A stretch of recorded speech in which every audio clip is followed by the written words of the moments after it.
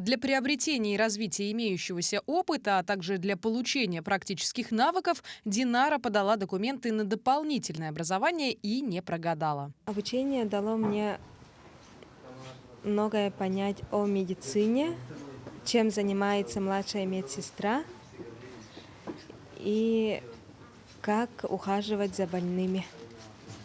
Как говорят дипломированные специалисты, они узнали много нового именно по части медицинской отрасли. И теперь уже с богатым багажом опыта сделали шаг вперед к своей мечте.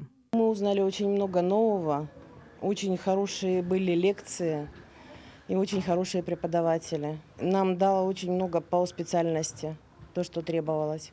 Целью данного федерального проекта «Содействие занятости» национального проекта демографии является содействие занятости отдельных категорий граждан путем трудоустройства после дополнительного профессионального образования. Так как обучение является для слушателей бесплатным, одно из обязательств у слушателей – это трудоустройство. Одно из видов трудоустройства – это либо подтверждение, оформление в качестве самозанятого, оформление ИП, либо трудоустройство куда-то, работа по найму.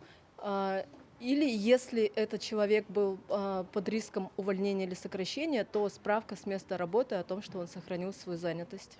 К слову, реализация проекта продолжается. В рамках проекта по линии Агентства развития навыков и профессий «Билет в будущее» вручили сертификаты об окончании обучения школьникам. По программе, федеральной программе, то есть «Билет в будущее», интерес был большой у школьников к данному мастер-классу. Плюс мы еще популяризировали нашу профессию как фармацевта, то есть они ознакомились с основными азами, технологиями изготовления мягких лекарственных форм, а именно бальзам для губ, то есть очень хорошие были отзывы, то есть детям всем понравилось. Благодаря бесплатному обучению те, кто нуждаются в работе, смогут освоить востребованные профессии на рынке труда. Надежда Саханская, Алексей Степанов, Илья Сыромятников, Якутск.